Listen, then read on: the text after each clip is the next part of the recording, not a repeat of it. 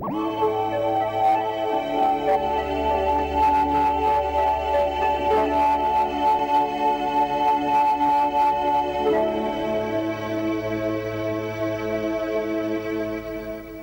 1992, around 80,000 animals were used at Wickham for laboratory tests, some of the 3.25 million used in animal experiments in British laboratories. These are some of the mice, guinea pigs and rabbits commonly used in these tests at Wickham. They were secretly filmed by our investigator Neil Fry while working for 3 months as an animal technician at Wickham. These show scenes we were never meant to see.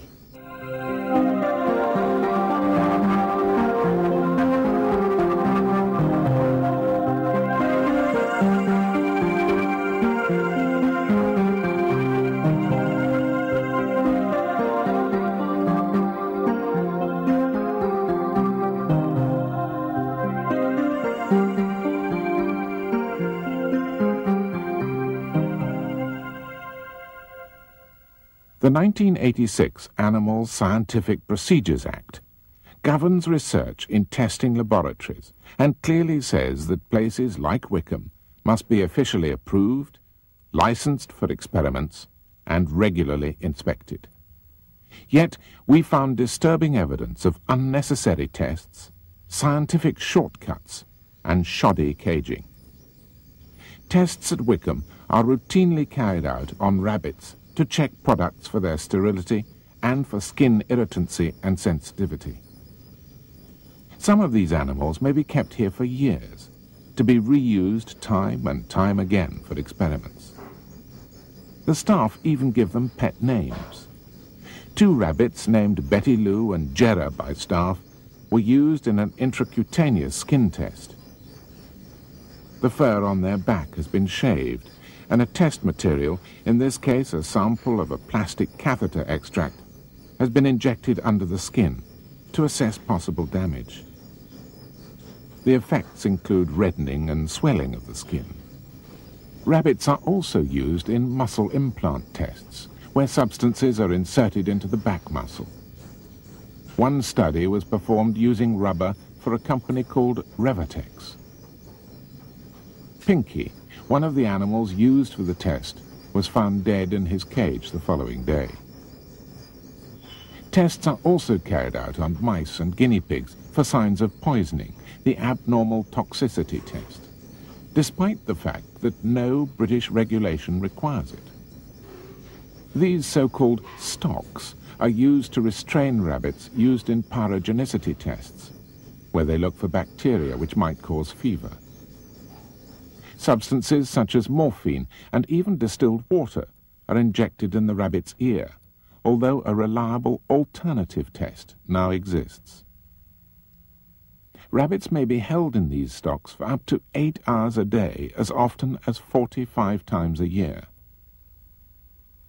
Guinea pigs are also used in skin studies. The cyanamide drug company, Rhone-Poulenc-Rohrer, as well as SmithKline Beecham, are among Wickham's clients. This test was commissioned by the Korean Kana Corporation.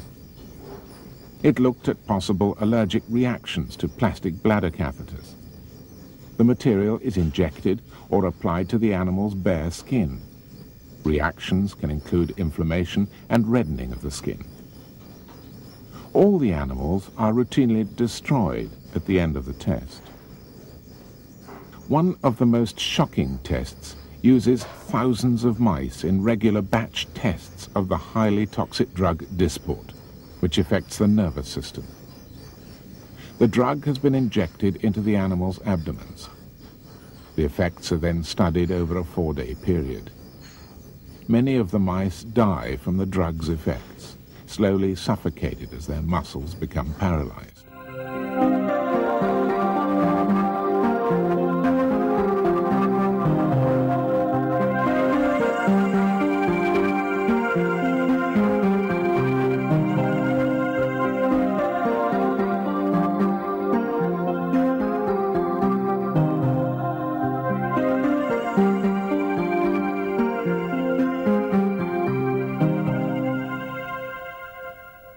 Dead animals litter the bottoms of cages, while others suffer their own death throes.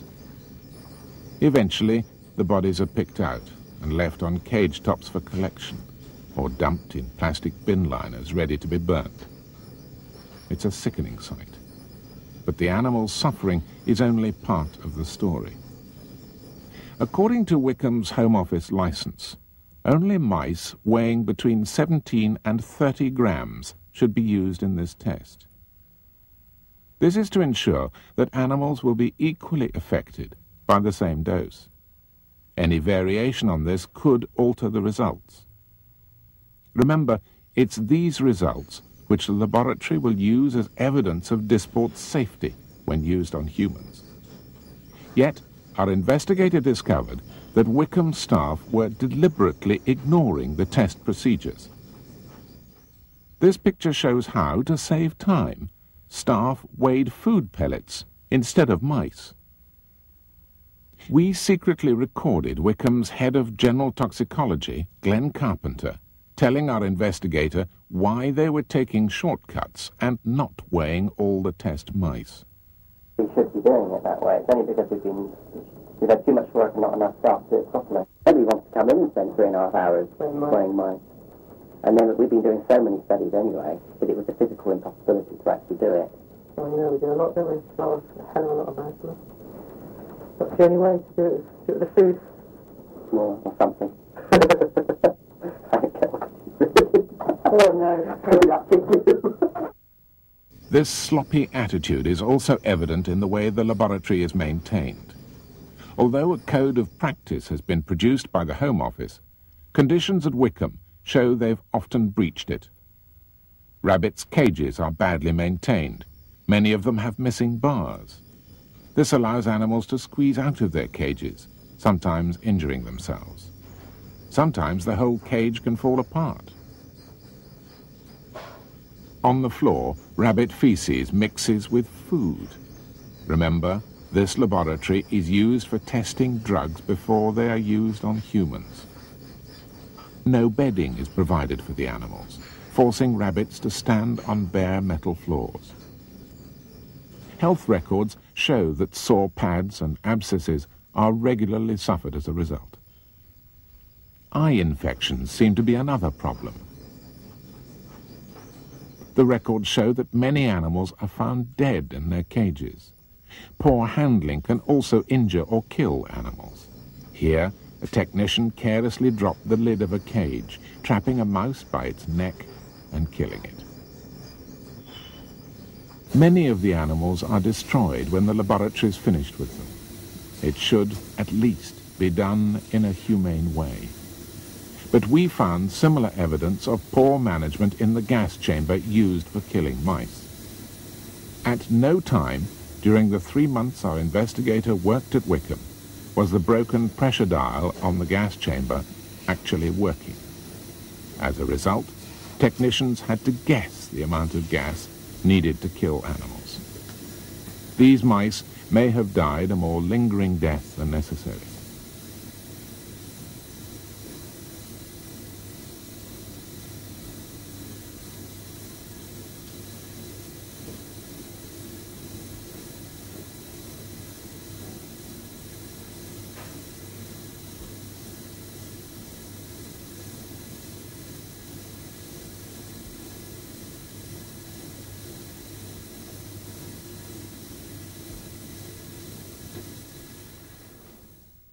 When a gas cylinder ran out, it took Wickham weeks to replace it. As a result, thousands of mice had to be killed by hand, by breaking their necks. The animals at Wickham are regularly inspected by Home Office officials, according to the rules laid down for keeping and testing laboratory animals. It's clear that the official safeguards simply aren't working. Our investigation shows the reality of life and death in a British laboratory. It's no wonder that it's a sight we were never meant to see.